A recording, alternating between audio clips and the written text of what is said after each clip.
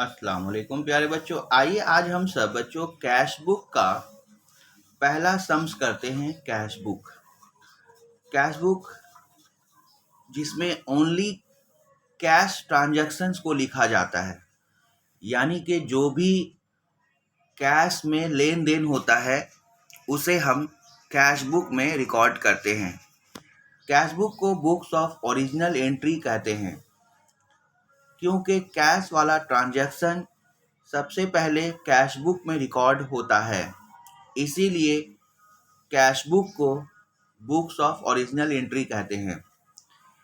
Cash में जो भी लेन देन होता है, यानी कि जब भी कैश आता है और जब भी कैश जाता है, तो उसे हम लोग कैश बुक में लिखते हैं। कैश बुक के लिए आइए पहले हम सम्स पढ़ते हैं।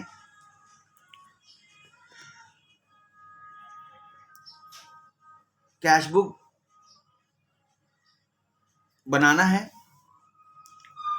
सबसे पहले सवाल है, started business with cash. Started business with cash 1,00,000 रुपए। Open a bank account and deposited. आपने एक बैंक अकाउंट ओपन किया है 50,000 से। Purchase goods for cash, sold goods to Ram, receive from Ram, paid rent, sold goods for cash, withdrew cash from bank, purchase furniture in cash from tailor, paid salary to staff। अब ये सवाल को हम लोग solve करेंगे। तो बच्चों सबसे पहले आप वीडियो को थोड़ी देर के लिए पॉज करके क्वेश्चन को कॉपी में नोट कर लें, ताकि आपको ये आसानी से समझ में आए। बच्चों सबसे पहले कैश बुक बनाने के लिए हम सब कैश कॉलम को अच्छे से ड्रॉ करेंगे। कॉलम को अच्छे से ड्रॉ करेंगे। पहले आप इस तरह का कॉलम को ड्रॉ कर लें। आइए सबसे पहले ये डेबिट साइड और ये क्रेडिट साइड। डेबिट साइड में जब भी कैश का बैलेंस इंक्रीज करेगा, यानी कि बढ़ेगा, जब भी कैश का बैलेंस बढ़ेगा या कैश आपके पास आएगा, तो हम लोग डेबिट साइड में लिखेंगे। जब भी कैश आपका आता है उसे हम डेबिट साइड में लिखेंगे, यानी कि debit side is incoming side. Debit side क्या है? इनकमिंग साइड है। इनकमिंग, इसका मतलब हुआ कि आपके पास जब जब पैसा आएगा या जब भी कैश का बैलेंस बढ़ेगा, तो उसे हम डेबिट साइड में लिखेंगे। इस बात को दिमाग में नोट कर लें। दिस इज इनकमिंग साइड, यानी कि on debit side all incoming cash are recorded. Okay बच्चों, अब आ जाइए क्रेडिट साइड। जब भी आपका पैसा आपके पास से जा रहा हो, खर्च हो रहा हो, आपका पैसा, आपका बैलेंस घट रहा हो, तो हम इस साइड क्रेडिट साइड लिखेंगे, यानी कि credit side is outgoing side. Credit side क्या है? आउटगोइंग साइड है, यानी कि आपका पैसा जब भी आपके पास से जाता है, जब भी आपके पास से बैलेंस घटता है, जब भी आप किसी को पेमेंट करते हैं, जब भी आप किसी को पेमेंट करने के अलावा खर्च करते हैं, तो आपका पैसा आपके पास से जाता है, यानी कि बैलेंस घटता है, तो आप क्रेडिट साइड में लिखेंगे दिस इज आउटगोइंग साइड। तो याद रखना बच्चों, पैसा जब आएगा तो हम डेबिट साइड में लिखेंगे और जब पैसा जाएगा तो हम क्रेडिट साइड में लिखेंगे। अब हम लोग सवाल को जब पढ़ेंगे तो पढ़कर ये सोचेंगे कि पैसा आ रहा है या जा रहा है। आ रहा है तो हम लोग डेबिट साइड में लिखेंगे, और अगर जा रहा है तो हम लोग क्रेडिट साइड में लिखेंगे।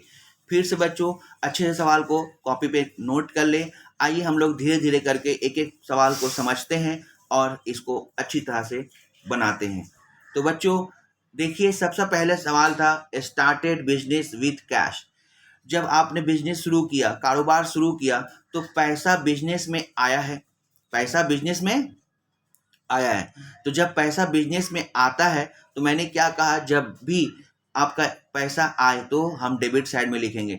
तो ये जो स्टार्टेड बिजनेस विथ कैश है, आपने 1,00,000 रुपए से कारोबार शुरू किया है, तो बिजनेस में पैसा आ रहा है। बिजनेस में पैसा आ रहा है।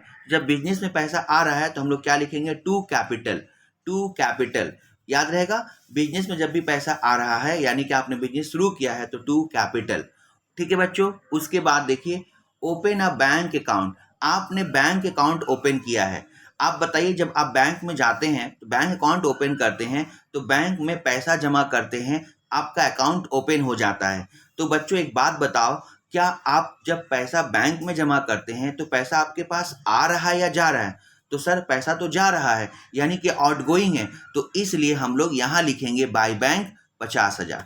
ठीक है बच्चों, जब पैसा आएगा डेबिट साइड में लिखा जाएगा और जब पैसा जाएगा तो उसे क्रेडिट साइड में लिखा जाएगा। तो आपने बैंक में पैसा जमा किया है, यानी कि आपने बैंक में अकाउंट ओपन किया है तो आपके पास से पैसा जा रहा है, इसीलिए आप यहाँ लिखेंगे बाय बैंक। ठीक है बच्चों, परचेज गुड्स फ्रॉम कैश। अच्छा बताइए बच्चों, आप अगर परचेज करते हैं, कोई सामान खरीदते हैं, तो आपके पास से पैसा आ रहा है या जा रहा है? सर जा रहा है सर, तो इसलिए हम लोग लिखेंगे बाय परचेज, अमाउंट यहाँ 20,000 लिख देंगे। ठीक है बच्चों, उसी तरह से आप आइए सोल्ड गुड्स टू राम। आपने सामान किसको बेचा है? राम को बेचा है। Sold goods to Ram.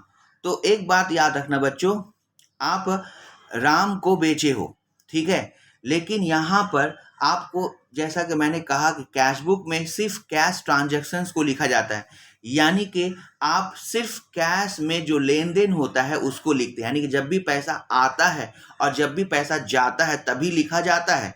तो आपने राम को बेचा है सामान, लेकिन यहाँ पर एक बात याद रखना, सोल्ड गुड्स टू राम है, लेकिन यहाँ पर आपको सोल्ड गुड्स टू राम के साथ यहाँ पर फॉर कैश नहीं लिखा है। फॉर कैश यानी कि cash is not mention here, यानी कि सोल्ड गुड्स टू राम यहाँ पर सिर्फ नाम लिखा हुआ है, कैश नहीं लिखा हुआ। देखिए ध्यान से, इससे पहले वाले में फॉर कैश लिखा हुआ है, लेकिन इसमें सोल्ड गुड्स टू राम आगे फॉर कैश नहीं लिखा हुआ है। जब फॉर कैश नहीं लिखा हुआ तो इसका मतलब है कि आपने राम को उधार में बेचा है, आपने राम को उधार में यानी क्रेडिट में बेचा है। तो एक बात हमेशा दिमाग में नोट कर लें, कैश बुक में सिर्फ कैश ट्रांजैक्शंस को लिखा जाता है, क्रेडिट ट्रांजैक्शंस को नहीं लिखा जाता है। इसलिए बच्चों ये वाला एंट्री यहाँ पर नहीं लिखा जाएगा, ना ही डेबिट साइड में लिखा जाएगा ना ही क्रेडिट साइड में लिखा जाएगा, हम इसको पूरी तरह से इग्नोर कर देंगे। लेकिन सर तो क्या इसे कहीं नहीं लिखा जाएगा? हाँ बिल्कुल लिखा जाएगा। क्या आपको मैंने इससे पहले सेल्स बुक नहीं सिखाया? आपको सेल्स बुक सिखाया है ना, तो सेल्स बुक में आपको मैंने बताया था कि क्रेडिट सेल को रिकॉर्ड किया जाता है। आइए बच्चों आगे चलते हैं। क्वेश्चन नंबर 5 में लिखा हुआ है रिसीव फ्रॉम राम। आपको राम से पैसा मिला है, आप बताइए बच्चों पैसा आया कि नहीं आया? तो जब भी पैसा आएगा तो डेबिट साइड में लिखा जाएगा। तो अब देखो आपको राम से पैसा मिला है तो इसलिए हम लोग लिखेंगे to Ram 3,000 rupees. Okay guys, उसके बाद आगे चलते हैं बच्चों। पेड रेंट, आप रेंट पेड करते हो, यानी कि आप घर का किराया देते हो या दुकान का किराया देते हो, तो बताओ किराया देने से पैसा आ रहा है या जा रहा है? सर बिल्कुल पैसा जा रहा है, तो हम लोग उसे क्रेडिट साइड में लिखेंगे बाय रेंट। ठीक है बच्चों, उसके बाद आ जाइए, कहता है सोल्ड गुड्स फॉर कैश। देखो बच्चों यहाँ पर कैश लिखा हुआ ना, for cash, sold goods for cash, यानी कि ये कैश में सेल किया गया है। आप बताइए जब आप कोई सामान बेचते हैं, जब कोई सामान आप बेचते हैं तो बेचने से आपके पास पैसा आता है या जाता है? सर पैसा आता है। तो जब पैसा आता है तो हम लोग कहाँ लिखते हैं? डेबिट साइड में, तो लिखेंगे टू सेल। 8 तारीख में लिखेंगे टू सेल। ओके बच्चों, उसके बाद आइए with Drew cash from bank. आपने पैसा बैंक से निकाला है, तो बच्चों जब पैसा आप बैंक से निकालेंगे तो बिजनेस के पर्पस से आप पैसा निकाल रहे हैं। ठीक है बच्चों, आप बिजनेस के पर्पस से पैसा बैंक से निकाल रहे हैं, तो पैसा जब बैंक से निकाल कर आप कैश में ला के रखोगे तो कैश का बैलेंस बढ़ेगा या घटेगा? सर जब हम पैसा बैंक से लाकर कैश में रखेंगे तो कैश का बैलेंस तो बढ़ेगा, क्योंकि बिजनेस के पर्पस से निकाला गया है। तो बिजनेस के पर्पस से निकाला गया है तो पैसा कैश से बैंक से निकालकर हम कैश में रखेंगे तो कैश का बैलेंस तो बढ़ेगा, और जब भी कैश का बैलेंस बढ़ेगा या जब भी पैसा आता है तो हम उसे डेबिट साइड में लिखते हैं। तो ठीक है बच्चों, तो यहाँ पर देखिए विड्रू कैश फ्रॉम बैंक जो है, विड्रू कैश फ्रॉम बैंक जो है यहाँ पर हम लिखेंगे टू बैंक 7,000 रुपये। ठीक है बच्चों, उसके बाद आइए परचेज फर्नीचर, आपने फर्नीचर खरीदा है। तो बच्चों बताइए, फर्नीचर जब खरीदते हैं तो पैसा आ रहा है या जा रहा है? तो सर फर्नीचर खरीदने से पैसा जाता है। तो अब यहाँ पर देखो हम क्या लिखेंगे 27 तारीख को, बाय फर्नीचर। तो इस तरह से हम फर्नीचर भी खरीदते हैं और पैसा पेमेंट करते हैं, तो हम लिखेंगे बाय फर्नीचर, यानी कि पैसा मेरा पास से जा रहा है, तो क्रेडिट साइड में लिखेंगे। उसके बाद देखो बच्चों, पेड सैलरी टू स्टाफ, आपने सैलरी दिया है 31 जनवरी को, आपने सैलरी दिया है। सैलरी जब आप पेड करते हैं तो आपका पैसा आता है या जाता है? सर पैसा तो जाता है, तो इसलिए पैसा जा रहा है तो हम लोग कहाँ लिखेंगे? क्रेडिट साइड में, इसलिए लिखेंगे बाय सैलरी, अमाउंट लिखेंगे 5,000 रुपया। तो बच्चों हमेशा याद रखना, सवाल को पढ़ते वक्त सिर्फ इस बात को दिमाग में रखना कि आपका पैसा आ रहा है या आपका कैश का बैलेंस बढ़ रहा है। तो जब कैश का बैलेंस इंक्रीज हो, बढ़ जाए, या पैसा आपके पास आ रहा है, तो हमेशा याद रखना बच्चों से डेबिट साइड में लिखते हैं। और जब भी पैसा आपका खर्च होता है, आप जब भी किसी को पेमेंट करते हो या जब भी आपका कैश का बैलेंस घटता है, तो उसको हमेशा क्रेडिट साइड में लिखेंगे। तो बच्चों इस तरह से हम डेबिट साइड में और क्रेडिट साइड में सारा आइटम्स को लिखने के बाद अब इसे हम लोग बैलेंस करते हैं। तो बैलेंस करने के लिए हमेशा इस बात का ख्याल रखना कि सबसे पहले आप अंदाज़ा लगाएंगे कि किस साइड का टोटल ज़्यादा है, डेबिट साइड का टोटल ज़्यादा है या क्रेडिट साइड का टोटल ज़्यादा है। तो बच्चों हमेशा एक बात याद रखना, single column cash book, single column में कैश का बैलेंस ऑलवेज डेबिट साइड में ज़्यादा होता है, कैश का बैलेंस ऑलवेज डेबिट साइड में ज़्यादा होता है। तो इसे हम जोड़ते हैं, तो जोड़ने से आता है 1,20,000। फिर हम यहाँ पर भी 1,20,000 लिख देंगे। उसके बाद इन तमाम आइटम को जोड़ने के बाद 1,20,000 से घटा देंगे।